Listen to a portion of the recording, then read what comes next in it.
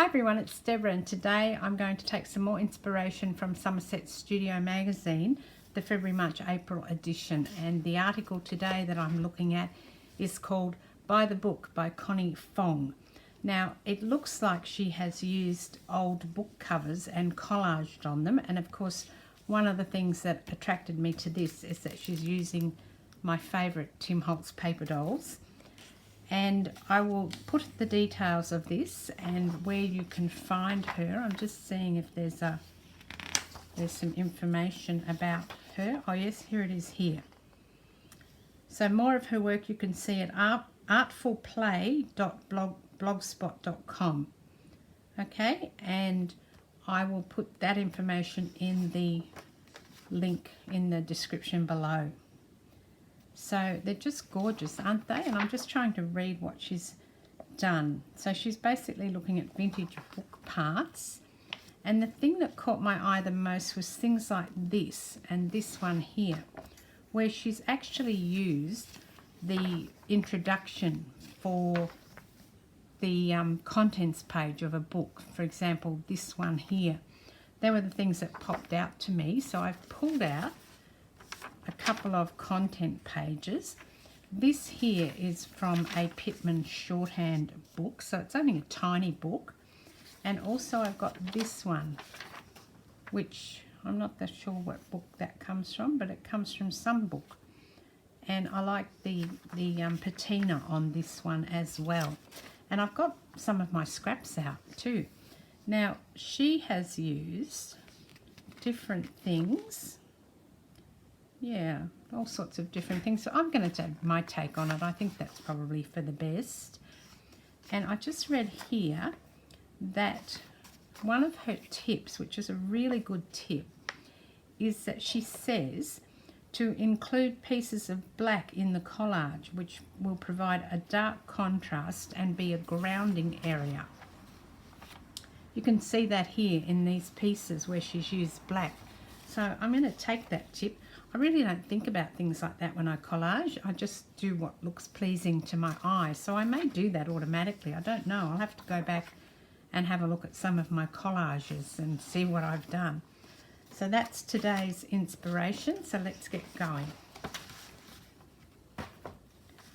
So we'll start with the Pitman one. You know, I think I'm going to do it on this side of the page. And I've got some scraps, some obviously Tim Holtz paper scraps, things that I've been playing around with. And I've also got things like this, which is the edges of a tea-dyed piece of paper that I used. This is only a little tiny piece, so I'm not sure if this paper is going to be too big for this small piece or not. I don't want to hide the words, chapter or the heading. I think I might have to cut these down. They're looking a bit too big still. I pulled these out because I wanted to do some work with these today. These are the snippets. This one is field notes. I don't know what that one is. It's doesn't say what it doesn't have a name. It's just an ephemera pack of snippets. It's a generic one. But in here there are lots of little things. I actually pulled these out to do some other stuff with, but because they're snippets, they're really, really tiny, so I could possibly use some of these on here as well. Yeah, I might use some of them, but I actually wanted to use some of my leftover bits and bobs too, so we'll see. I'm going to put this up here. No, that looks a bit off. Don't like that piece, decided. I like these Roman numerals, so I think I will just put things along here on the inside of this and cover the pieces that I want to cover. And I am going to use some of these little snippet things too.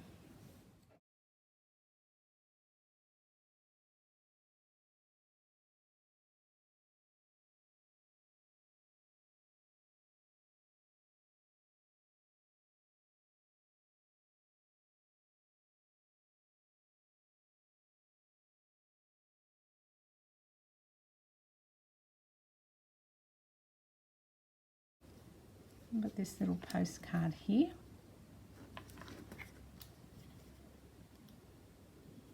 These snippets are adorable.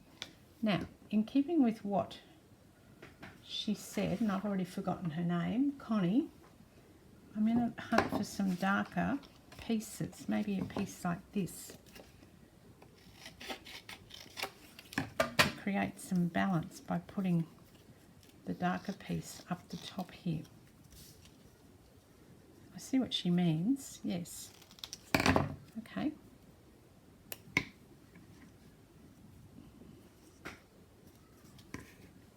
But I do want this to go over the top of it, so it looks a bit funny under it. And it's still crooked. I'll put it around the other way and then it won't be, I won't see that crooked bit. Okay, how's that? Good.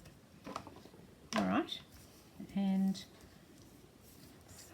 yeah, you can see that the dark actually helps it along, doesn't it? I just need one more for here. Let's see what else we've got on this one. Maybe one of the snippets again.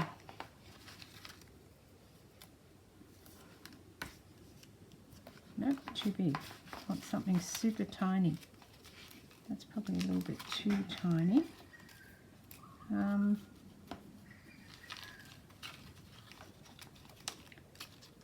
Super tiny but not too tiny is my requirement. Let's see.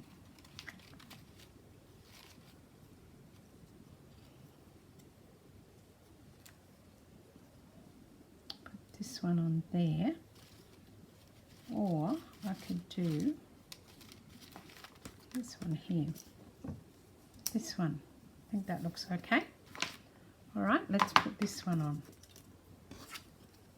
I don't want anything too big because that's just going to hide all of the background that I've just done. And although I want to cover, you know, put something over the top of it, I don't want to have it too much over the top. Just working out where that can go. I think there. I think that's a nice spot for it, isn't it? Yeah. Okay, I'm just deciding if I'm going to sew on that first. I suppose if I sew on it and I don't like it, it's not the end of the world, is it? I've sewn over the top of that, just in straight lines, up and down. I did a bit of zigzag as well because I didn't mean to, and then when I'd done one, I thought I'd better do a bit more. That's why there's a couple of bits of zigzag on there. And I'm just cutting between each of the rows, so because when I turned around and went the other way, I just kept stitching. I didn't bother stopping the machine and cutting the thread. And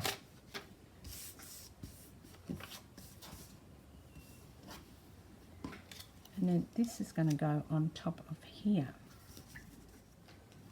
If I can get my glue to work, I will put this on top. Why won't that work? I hate it when your glue gets stuck. Another person watching my channel gave me a suggestion about the glue, and I really must, you know, do that, what she suggested, which is to decant it into a bottle and put a pin in it, because now it's just not wanting to work. I know I shouldn't use my pokey tool to do that, but I will.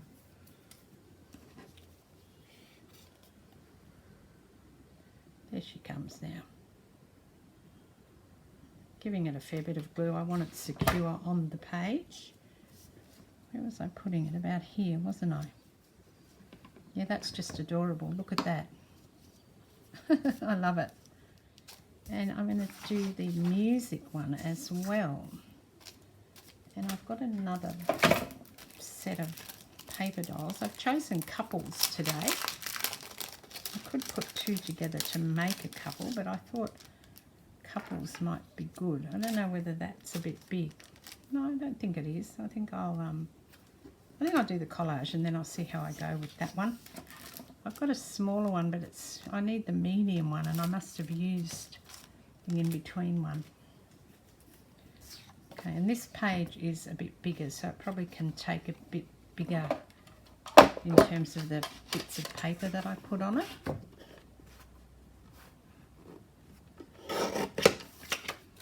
And that might be a bit too big though, so we'll just chop some of that off. Yeah, it's still too big. Okay, just chop a bit more off.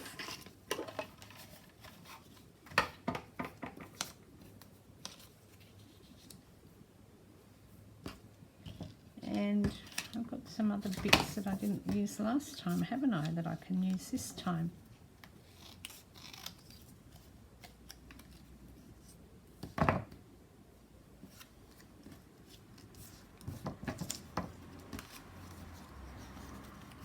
More of that book page with the lovely edge on it, and I am going to make sure I don't cover up the page of the page number of the book this time.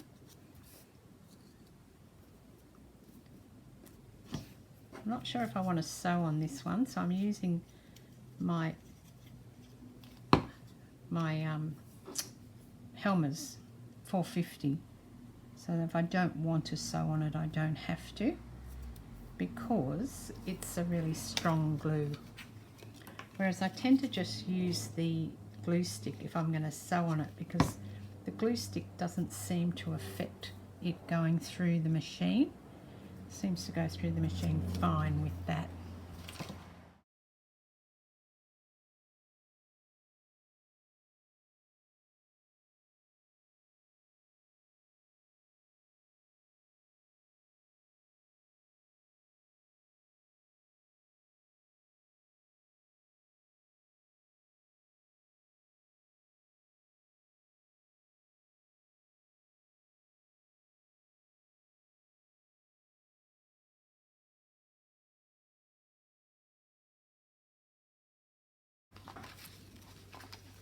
I'll use a couple more of these snippets, I think.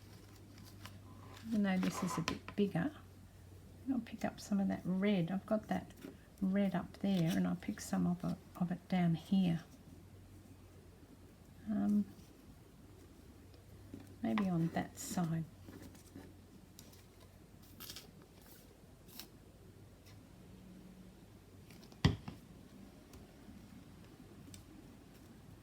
And these will be good as like a collage page in a book, or I could put it on top of a pocket or a side tuck.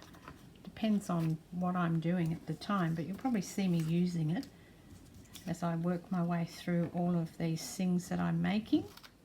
And I have a fair bit to use at the moment. There was a point a couple of months back where I'd kind of used nearly everything that was in my box of handmade items, but then I've just been working doing heaps and heaps of stuff, so it's gone back up again, which is good, but it just means now I've got things I have to use.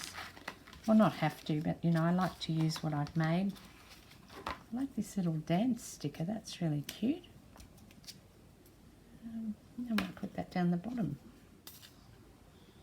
I hope you'll have a go at this, even if you don't have the magazine. Hopefully I've given you enough of it that you'll be able to have a go at it.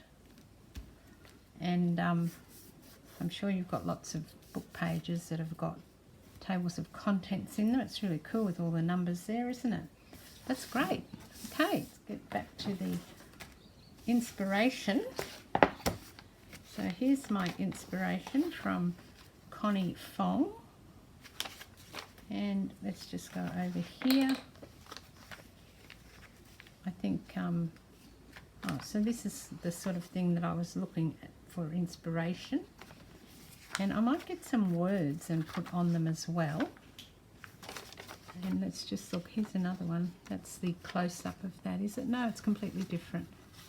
So that's lovely. I like how she's put like the fabric tape or something down there as well, and sort of made the edges a bit sort of, oh no, these are quite neat, but I thought she was a bit less neat than what I have been, but no, she looks like she's done a very neat job. But these are the ones that I like the best. So that's the ones that kind of inspired me, and I hope that you like that too, and that you will get out your book pages, your tables of contents and things, and play with that. And thanks very much to Connie Fong for the fantastic work that she's done and for inspiring me to do something. This is Deborah. I'll catch you next time. Cheers.